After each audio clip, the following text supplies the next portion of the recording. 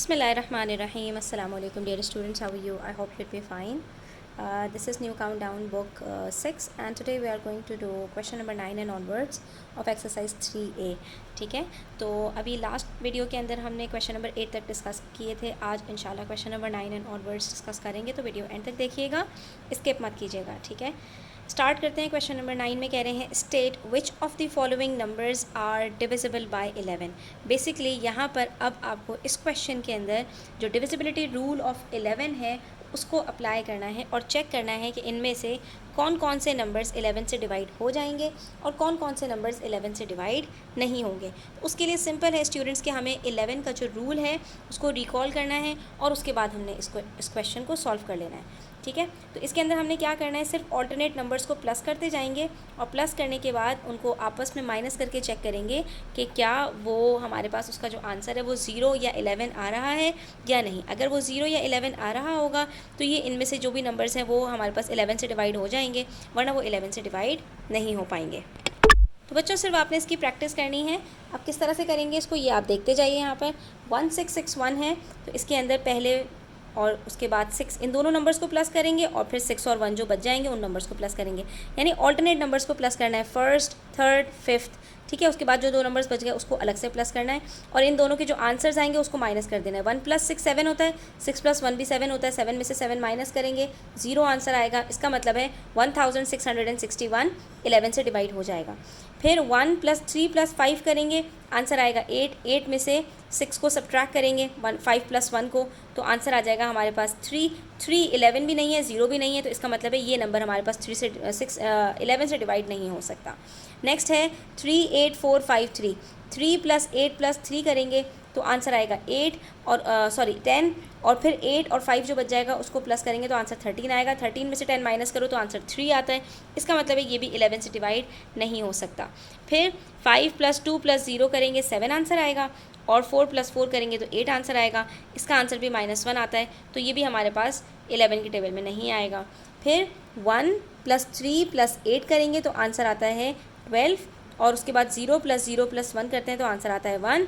तो इसको जब माइनस करते हैं तो आंसर 11 आ रहा है, इसलिए ये नंबर हमारे पास 11 से डिवाइड हो जाएगा. ठीक है, इसका मतलब है कि जो पहला नंबर था 1661 और उसके बाद ये 103,081 ये हमारे पास 11 से डिवाइड हो जाएंगे.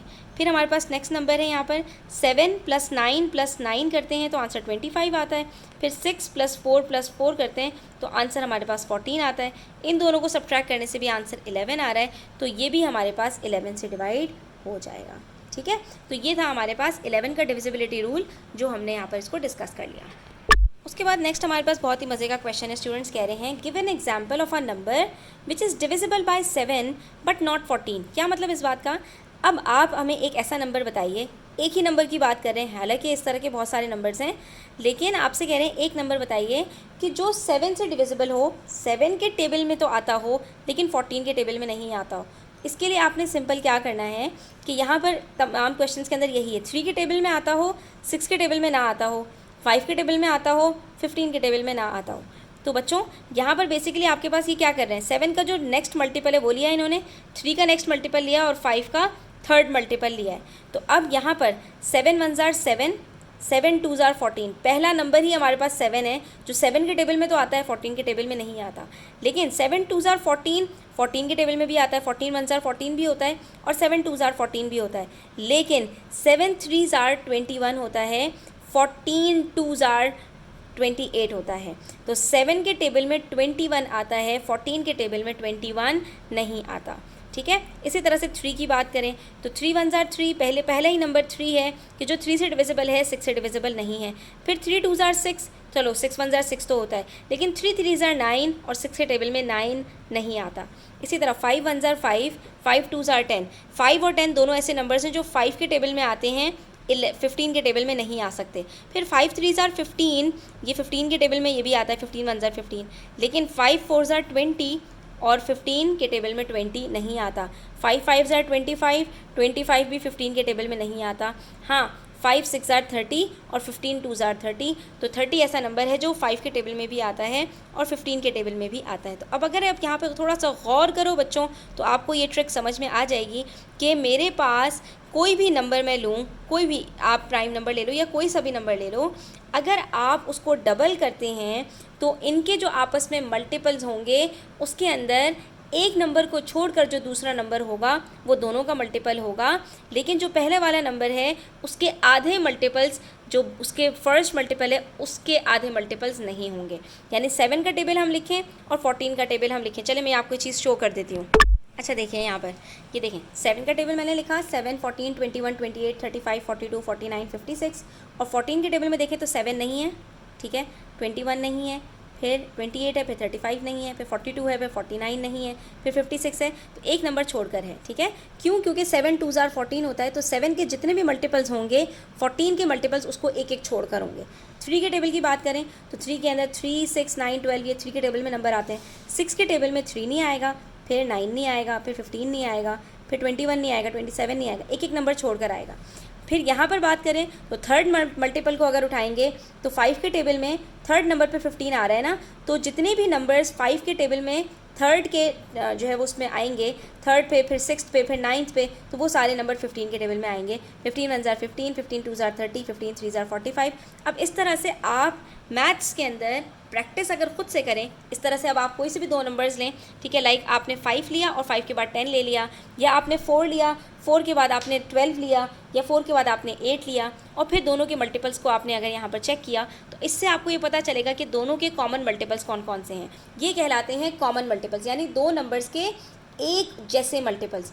तो दो नंबर्स अगर आपस में एक साथ साथ हैं, यानी कि एक नंबर और उसका नेक्स्ट मल्टीपल अगर एक साथ साथ हैं, तो इन दोनों की जो मल्टीपल्स होंगे उनमें 1 1 का गैप होगा, ठीक है। और अगर आपके पास एक नंबर है उसका थर्ड मल्टीपल आपके पास है, तो आपके पास 3 3 नंबर्स का गैप होगा और फिर आपके पास कॉमन मल्टीपल्स आते जाएंगे, ठीक है। यहाँ पर नेक्स्ट नंबर में आपसे कह रहे हैं test whether 6 is divisor of. तो ये क्वेश्चन बिल्कुल यही है जो आपके पास यहाँ पर क्वेश्चन था। State which of the following numbers are divisible by 11। ये मैं कहूँ, चाहे मैं आपसे ये कहूँ कि test whether 11 is a divisor of, ठीक है, दोनों का मतलब एक ही है। डिवाइज़र का मतलब है कि 6 इनमें से किस किस का फैक्टर है, और डिविजिबल बाय 11 का मतलब भी यही है कि इनमें से 11 किस किस का फैक्टर है।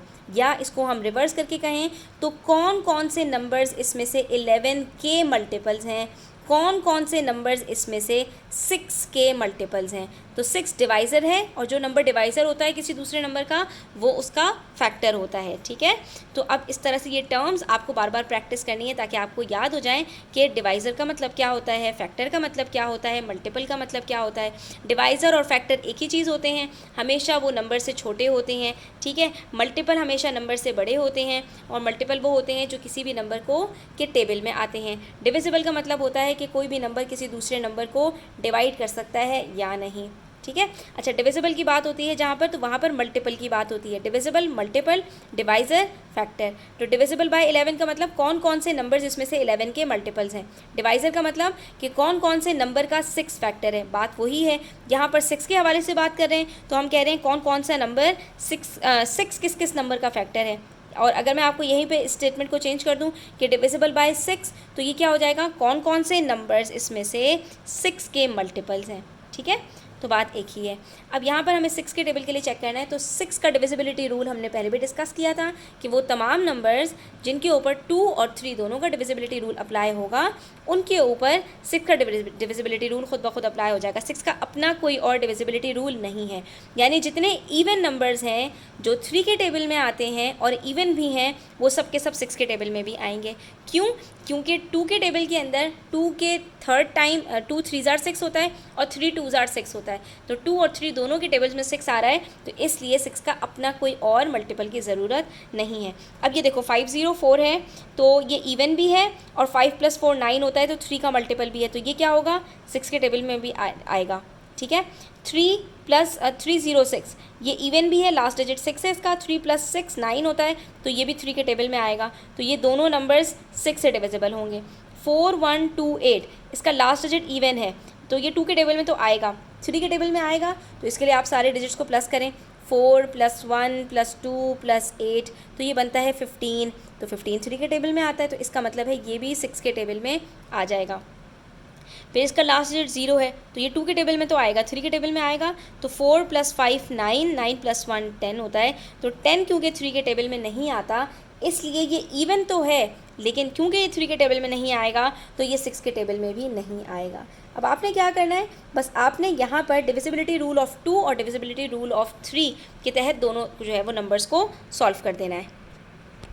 अब आप यहाँ पर तमाम नंबर्स के लिए क्या लिखेंगे, तो सबसे पहले तो आपको ये बात एक जनरल रूल के तौर पे लिखनी है कि to check if a number is divisible by 6 we have to check if it is divisible by both 2 and 3 और नॉट। ठीक है, उसके बाद तमाम नंबर्स को आपने इस तरह चेक करना है कि आपने नंबर लिखा, उसके बाद आपने देखना है कि वो इवन है या नहीं। अगर इवन है तो 2 के अंदर वो आ जाएगा, अगर वो इवन ही नहीं है तो फिर आपको 3 के लिए चेक करने की भी ज़रूरत नहीं है कि जब कोई नंबर इवन नहीं है तो वो 2 के टेबल में नहीं आएगा और वो 6 के टेबल में भी नहीं आएगा। ठीक है, अगर हाँ इवन है तो फिर आप 3 के टेबल के लिए चेक कर लें। और फिर हमने जब 3 के टेबल के लिए चेक किया तो 3 के टेबल में तो ये 5 + 4 9 आता है, तो 9 जब आता है 3 के टेबल में तो 5 0 4 भी 3 के टेबल में आ जाएगा। और जब ये 3 के टेबल में भी आएगा और 2 के टेबल में भी आएगा, दोनों के टेबल में आता होगा तो 6 के टेबल में खुद ब खुद आ जाएगा। ठीक है, आपने तमाम नंबर्स के लिए ये 2 स्टेटमेंट्स इसी तरह से लिखनी है। उसके बाद क्वेश्चन नंबर 9 है स्टूडेंट्स। क्वेश्चन नंबर 9 बिल्कुल वैसे ही होता है जैसे कि हम जो है वो 3 का डिविजिबिलिटी रूल अप्लाई करते हैं। तो 3 के डिविजिबिलिटी रूल के अंदर हम क्या कर रहे होते हैं कि तमाम डिजिट्स को प्लस करके चेक करते हैं कि क्या वो जो भी आंसर आया है वो 3 के टेबल में आता है या नहीं। तो इसी तरह से 9 का डिविजिबिलिटी रूल चेक करने के लिए हम ये चेक करते हैं कि जो भी नंबर है उसका जो सम ऑफ डिजिट्स है वो 9 के टेबल में आता है या नहीं। इसके लिए हमने क्या करना है, हम यहाँ पर 2 + 0 + 7 करेंगे, 9 आंसर आया। 4 + 0 + 5 + 0 करेंगे, इसका आंसर भी 9 आ रहा है। 2 + 7 + 2 + 7 करेंगे, इसका आंसर 18 आएगा। और 3 + 6 + 5 + 5 करेंगे तो इसका आंसर हमारे पास 19 आएगा। ठीक है, तो इनमें से क्योंकि ये 3 नंबर्स 9, 9 और 18 9 से डिविजिबल हैं, 9 के टेबल में आते हैं, तो इस वजह से ये तीनों नंबर्स 9 के से डिविजिबल होंगे। 9 इन सब का फैक्टर है, 9 इन सब का डिवाइज़र है। लेकिन 3, 6, 5, 5 का जो सम है वो 19 है, तो इस वजह से 19 क्योंकि 9 के टेबल में नहीं आता तो ये 3655 भी 9 के टेबल में नहीं आएगा। तो इसके लिए आपने सिर्फ स्टेटमेंट क्या लिखनी है कि since the sum of digits of 207 is equals to 9 which is divisible by 9 hence 207 is divisible by 9। इसी तरह से since the sum of 4050 is 9 which is divisible by 9 hence 4050 would be divisible by 9। ठीक है, same statement यही इसके लिए। और इसके लिए आप लिखेंगे कि since the sum of digits of 3655 is 19 which is not divisible by 9 hence the number 3655 is also not divisible by 9। ठीक है, तो इसी तरह से आपने इन क्वेश्चंस को सॉल्व कर लेना है। आज के लिए इतना ही बच्चों, इंशाल्लाह नेक्स्ट वीडियो के अंदर हम एक्सरसाइज 3B स्टार्ट करेंगे। तब तक अपना ख्याल रखें। चैनल पर नए हैं तो सब्सक्राइब करते जाएं, वीडियो अच्छी लगी हो तो लाइक करें, अपने फ्रेंड्स के साथ ज़रूर शेयर करें। टेक केयर, अल्लाह हाफ़िज़।